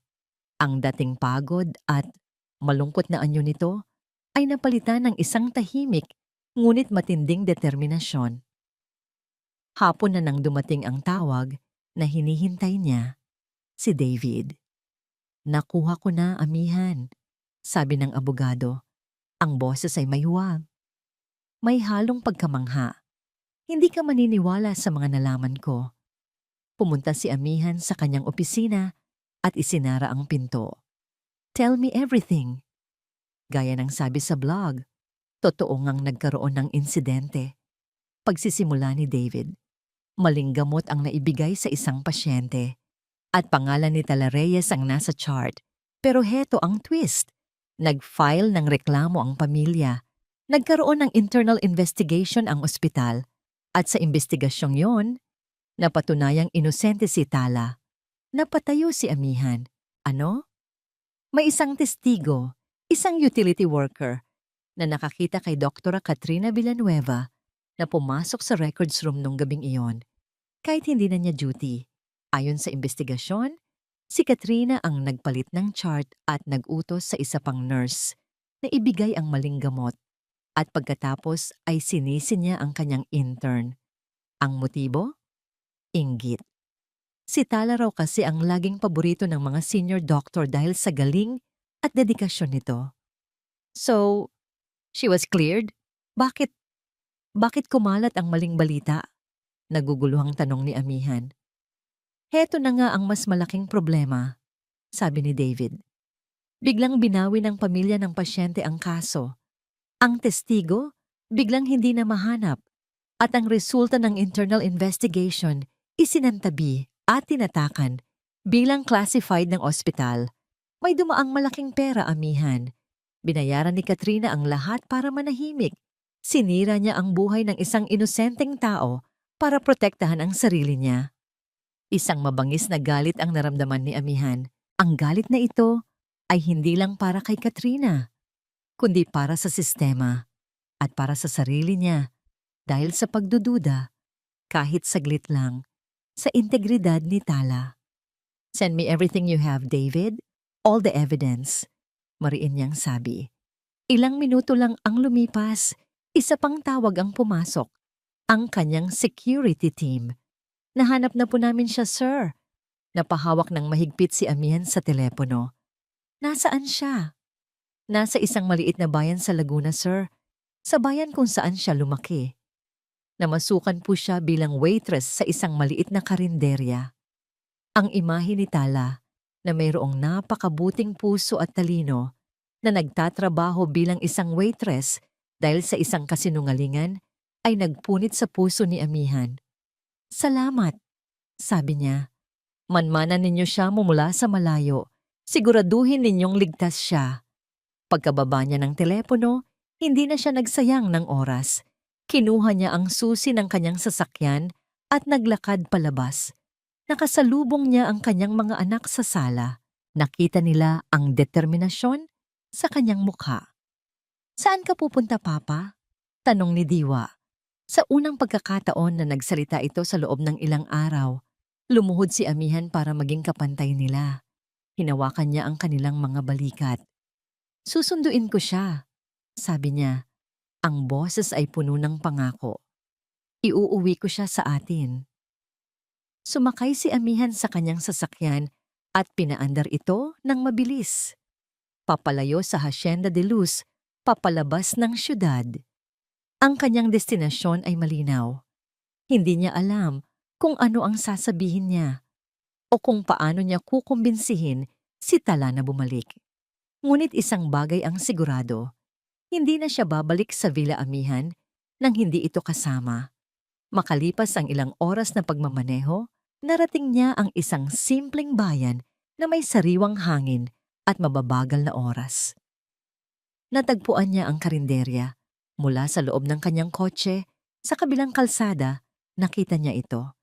Nakasuot si Tala ng simpleng apron, abala sa pagkuha ng order at paghahain ng pagkain. Ang kanyang kilos ay mabilis, ngunit ang kanyang mga mata, ang mga matang dati puno ng liwanag at pag-asa, ay ngayon blanko at walang buhay.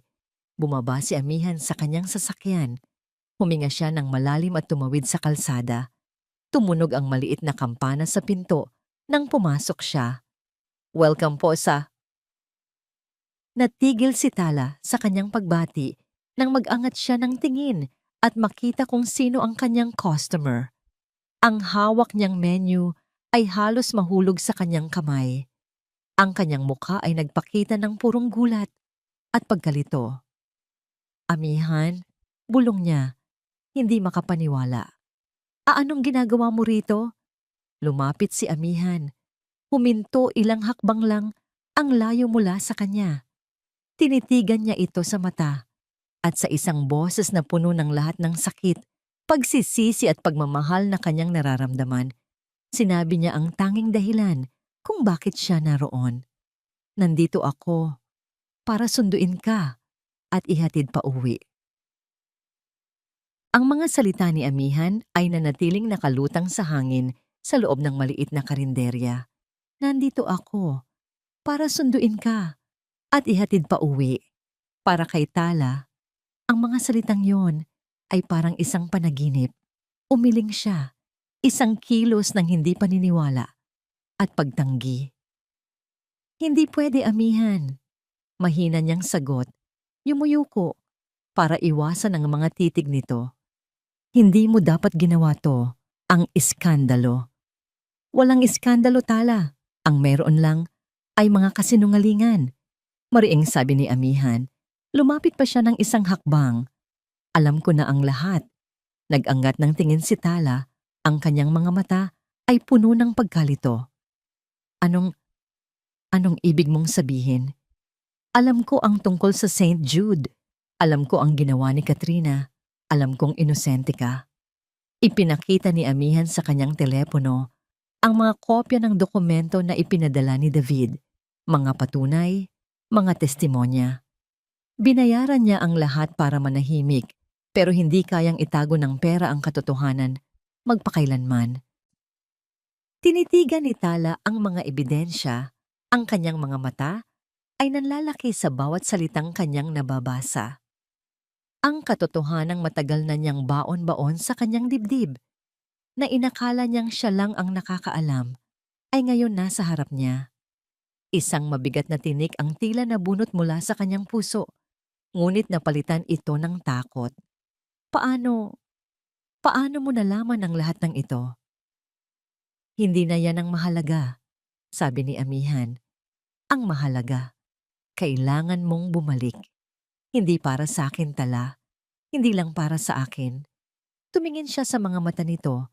Ang kanyang boses ay naging isang pakiusap. "Kundi para sa mga bata. Hinahanap ka nila. Nalulungkot sila. Wasak sila nang wala ka. Wasak kami nang wala ka." Ang pagbanggit sa mga bata ang tuluyang bumasag sa natitirang depensa ni Tala. Ang imahe ni Nalakas at Diwa na umiiyak ay sumariwa sa kanyang isipan. "Hindi ko kailangan ng yaya, Tala." Pagpapatuloy ni Amihan, ang boses ay halos mabasag. "Ang kailangan ko, ang kailangan namin, ay ikaw." Ang mga luhang pilit pinipigilan ni Tala ay tuluyan ng bumuhos. Sa loob ng 5 taon, dinala niya ang bigat ng isang kasalanang hindi niya ginawa. Tinanggap niya ang parusa ng mundo. Ngunit ngayon, sa harap niya, may isang taong hindi lang naniwala sa kanya, kundi lumaban para sa kanya. Sasama na po ako, sabi niya sa gitna ng kanyang mga hikbi. Babalik na po ako. Sa biyahe pabalik ng Maynila, walang masyadong nagsalita. Ngunit ang katahimikan ay hindi na nakakailang. Puno ito ng mga emosyon na hindi kayang isatinig. Pagsisisi, pasasalamat, at isang bagong pag-asa. Pagdating nila, sa Villa Amihan, gabi na. Ngunit ang mga ilaw sa loob ng mansyon ay lahat nakabukas. Pagpasok nila sa pinto, nandoon na ang lahat. Tila isang nakaplanong pagtitipon. Nakaupo sa sofa si Ayla, ang kanyang mukha ay matigas. Ngunit may bahid ng kaba. Sa tabi niya, nakaupo si Dr. Katrina Villanueva, na halatang nagulat at nagtataka kung bakit siya biglaang ipinatawag. Ang legal team ni Amihan ay naroon din, nakatayo sa isang gilid. At ang pinakamahalaga sa lahat, naroon ang kambal. Kasama ang lolo at lola nila, ang mga magulang ni Amihan, na halatang ipinatawag din para masaksihan ang lahat. Nang makita ni na Lakas at Diwa si Tala, ang kanilang mga mata ay lumaki sa tuwa. Tala! Sabay nilang sigaw. Tumakbo sila at yumakap ng mahigpit sa mga binti nito na para bang ayaw na siyang pakawalan pa. Naramdaman ni Tala ang pagbalik ng lakas sa kanyang katawan habang yakap niya ang mga bata. Handa na siyang harapin ang lahat. Good evening, sabi ni Amihan. Ang kanyang boses ay malamig at umaling-aungaw sa buong sala. Walang bakas ng Amihan na mahina at nag-aalinlangan. Ang naroon ay ang CEO, ang hari ng kanyang kastilyo. Isla, Katrina, salamat sa pagdating. Pagpapatuloy niya, puno ng sarkasmo. Pinatawag ko kayong lahat dahil may ilang bagay na kailangan nating linawin. Tumingin siya kay Katrina na ngayon ay nagsisimula ng mamutla. Villanueva, pamilyar ka ba sa isang kaso ng medical malpractice sa St. Jude Provincial Hospital 5 taon na ang nakalipas? Natigilan si Katrina. I don't know what you're talking about. Talaga ba? Sabi ni Amihan. At sumenya siya sa kanyang abogado. Inilabas ni David ang isang folder at ipinatong ang mga dokumento sa center table. Mga kopya ng orihinal na investigasyon, mga salaysay, mga bank record ng malaking perang inilipat sa pamilya ng biktima. Because my lawyers found some very interesting bedtime stories. Nanlaki ang mga mata ni Katrina habang tinitingnan ang mga papel. Ang kanyang mukha ay nawala ng kulay. Tumingin siya kay Isla na para bang humihingi ng tulong, ngunit maging si Isla ay hindi makapaniwala sa bigat ng ebidensya. You framed an innocent intern, diretsong sabi ni Amihan. Ang bawat salita ay mabigat. Sinira mo ang pangarap niya at ang pangalan niya para lang iligtas ang sarili mong karera. At ikaw naman, Isla. Bumaling siya sa kanyang kapatid. Ang kanyang boses ay puno ng pagkasuklam. Ginamit mo ang kasinungalingang ito. Sinubukan mong sirain ang isang mabuting tao, ang taong nagdala ng liwanag sa pamangkin mo, para lang sa sarili mong makasariling mga dahilan. Amihan, I did it for the family. Depensa ni Isla. Ang boses ay nanginginig. No! You did it for yourself! Sigaw ni Amihan. Sa gitna ng lahat ng kaguluhan, isang boses ang pumailan lang. Si Tala. Bumitaw siya sa pagkakayakap sa mga bata at dahan-dahang humakbang pasulong. Lahat ng mata ay napunta sa kanya. Wala na ang takot sa kanyang mukha. Wala na ang kahihiyan. Ang naroon ay isang kapanatagan na nagmumula sa isang malinis na konsensya. Tumingin siya ng diretso sa mga mata ni Katrina. Matagal kong dinala ang galit. Mahinahon niyang sabi. Gabi-gabi, tinatanong ko ang Diyos kung bakit. Bakit sa akin nangyari yon? Samantalang ang tanging gusto ko lang ay ang makatulong. Pero ngayon, Naiintindihan ko na. Pagpapatuloy niya, ang kanyang boses ay matatag. Kinuha mo ang pangarap kong maging nurse, Katrina. Pero hindi mo kayang kunin ang pagkatao ko, ang kakayahan kong maging mabuti. Tumingin siya kay Katrina at sa huling pagkakataon, nagsalita siya rito. Pinapatawad na kita, hindi dahil karapat-dapat ka, kundi dahil karapat-dapat ako sa kapayapaan. Ang mga salitang iyon ay mas malakas pa sa anumang sigaw o akusasyon. Iyon ang huling paghuhukom. Hindi na kinailangan ni Amihan na magsalita pa. Sumenya siya sa kanyang security. Ilabas niyo na si Dr. Villanueva. At David, you know what to do. Alam ni Katrina na tapos na ang laro. Ang pagsampa ng kaso at ang pagkasira ng kanyang pangalan ay ilang oras na lang ang layo. Nang mailabas na si Katrina, naiwan si Isla, umiiyak at nakayuko sa kahihiyan sa harap ng kanilang mga magulang. Tumingin si Amihan sa kanya. Kakailanganin mo ng mahabang panahon para makuha ulit ang respeto ko, Isla. Sabi niya, ang boses ay pinal at walang emosyon.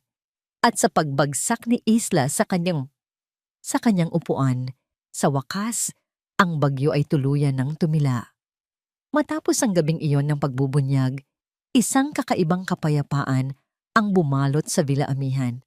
Isang kapayapaan na hindi dahil sa kawalan ng ingay, kundi dahil sa pagkakaroon ng katotohanan. Kinabukasan, gaya ng inaasahan, sumabog ang balita. Ngunit sa pagkakataong ito, ang kwento ay pumanig na sa tama. Naglabas ng opisyal na pahayag si Amihan, kasama ang lahat ng ebidensyang nakalap ng kanyang mga abogado. Dinetalya nito ang buong katotohanan sa likod ng iskandalo sa St. Jude Provincial Hospital, ang ginawang paninira ni Dr. Katrina Villanueva, at ang katatagan at integridad ni Tala Reyes sa kabila ng lahat. Hindi niya binanggit ang pangalan ni Isla, isang huling pabor para sa kapatid na nagkasala. Ang dating yaya na may madilim na nakaraan ay biglang naging isang simbolo ng katatagan at kabutihan. Ang kwento ni Tala ay naging viral, ngunit ngayon, ito ay isang kwento ng inspirasyon. Ngunit para kay Tala, ang tunay na tagumpay ay wala sa sinasabi ng media o ng publiko. Ang tagumpay ay nasa loob ng mga pader ng Villa Amihan. Ang kanyang pagbabalik ay hindi na pagbabalik ng isang yaya. Ito ay pag-uwi. Sinalubong siya ng yakap ng mga magulang ni Amihan na humingi ng tawad dahil sa kanilang paunang paghusga. Ang mga katulong sa bahay ay ngumiti sa kanya ng may bagong paggalang at paghanga. At ang kambal? Sila ang kanyang anino. Hindi na sila humihiwalay sa kanya. Si Lakas ay palaging nagkukwento tungkol sa kanyang araw, habang si Diwa naman ay tahimik na inilalagay ang kanyang kamay sa palad ni Tala. Isang simpleng kilos na nagsasabi ng lahat. Isang hapon, ilang linggo matapos ang lahat ng gulo, habang pinagmamasdan nilang tatlo ang paglubog ng araw mula sa hardin, si Lakas at Diwa ay sabay na tumakbo palapit sa kanya. Sa kanilang mga kamay, hawak nila ang memory board ng kabutihan. Tala, sabi ni Lakas, tingnan mo. Itinuro niya ang board. Wala ng mga bituin. Sa halip, ang buong board ay napuno ng mga litrato. Mga litrato nilang apat mula sa picnic. Mga litratong kuha sa loob ng bahay habang sila'y nagtatawanan. Mga litrato nilang magkakasama, masaya, at buo. Hindi na natin kailangan ng mga bituin, sabi naman ni Diwa sa isang malinaw at masayang boses. Kasi, pamilya na tayo. Niyakap ni Tala ang kambal. Ang kanyang puso ay umaapaw sa kaligayahan. Sa likod nila, nakatayo si Amihan, pinagmamasdan ng eksena. Nang gabing iyon, matapos mapatulog ang mga bata, lumapit si Amihan kay Tala sa hardin kung saan sila nakatayo kanina. Ang hangin ay malamig at ang langit ay puno ng mga bituin. Maganda sila, hindi ba? Sabi ni Amihan. nakatingin sa kalangitan. Sobra, sagot ni Tala. Alam mo, dati, akala ko ang pinakamahalagang iiwan ko sa mga anak ko ay ang kumpanya, ang pera, ang pangalan ng pamilya, pag-amin ni Amihan. Pero tinuruan mo ako na mali ako. Ang pinakamahalagang pamana pala ay ang mga ala-alang tulad ng nasa board na yon, ang tahanan. Humarap siya kay Tala. Walang singsing, walang magarbong regalo. Tanging ang kanyang mga mata na puno ng sinseridad at pagmamahal. Tala, sabi niya, dahan-dahang hinawakan ang mga kamay nito. Gusto kong manatili ka dito, hindi bilang yaya, hindi bilang kasama sa bahay. Huminga siya ng malalim. Gusto kong manatili ka dito bilang ilaw ng tahanang ito, bilang puso ng pamilyang ito. Kinuha niya ang isa pang kamay ni Tala at itinaas ito sa tapat ng kanyang dibdib. Maging bituin ka ng buhay ko, ng buhay naming mag-aama. Ang mga luha na tumulo sa mga mata ni Tala ngayon ay mga luha ng purong kaligayahan. Hindi na niya kailangan ng mga salita para sumagot. Tumango siya at ang kanyang ngiti, ang nangiting minahal ni Amihan, ang nagsilbing kanyang oo. Sa ilalim ng kalangitang puno ng bituin, sa wakas, ay naglapat ang kanilang mga labi. Isang halik na naglalaman ng lahat ng sakit, lahat ng paghihintay, at lahat ng pangako ng isang bagong simula. Makalipas ang ilang buwan, isang maliit na sobre ang dumating para kay Tala. Galing ito kay Isla, sa loob, isang simpleng sulat kamay na liham, isang liham ng taos-pusong paghingi ng tawad at isang paanyaya para sa isang tasa ng kape kapag handa ka na. Tahimik na tiniklop ni Tala ang sulat at ngumiti. Ang pagpapatawad ay isang mahabang proseso, ngunit ito ay isang magandang simula. Ang huling eksena ay sa sala ng Villa Amihan. Ang memory board ay nakasabit na ngayon sa pinakapangunahing pader na para bang isang obra maestra. 4 na kamay, isang malaki, isang katamtaman, at 2 maliliit. Ang magkakasamang naglalagay ng isang bagong litrato sa gitna. Isang litrato nilang 4, nakangiti sa harap ng simbahan. Hindi man sila nagsimula sa dugo, ngunit sa paglipas ng panahon, sa pamamagitan ng pagpili sa pag-ibig, pagpapatawad, at pagprotekta sa isa't isa, sila ay naging isang tunay na pamilya. Isang tahanan na binuo hindi ng semento at bato, kundi ng mga pusong matatag na pinag-isa ng isang bituin. At dito po nagtatapos ang kwento ni na Amihan, Tala, at ng kambal na sina Lakas at Diwa. Mula sa kaibuturan ng aking puso, maraming salamat. Salamat po sa pagsama ninyo sa amin sa bawat kabanata ng paglalakbay na ito. Mula sa unang pagpatak ng luha hanggang sa huling ngiti ng tagumpay. Habang isinusulat ko ang kwento ni Tala at Amihan, hindi lamang sila ang naglakbay. Naglakbay din po ang aking puso, kasama ng sa inyo. Bawat pighati, bawat pag-asa, at bawat munting kilig ay naramdaman ko rin at naging inspirasyon ko ang isiping may mga nakikinig na katulad ninyo na nakakaramdam din ng parehong emosyon.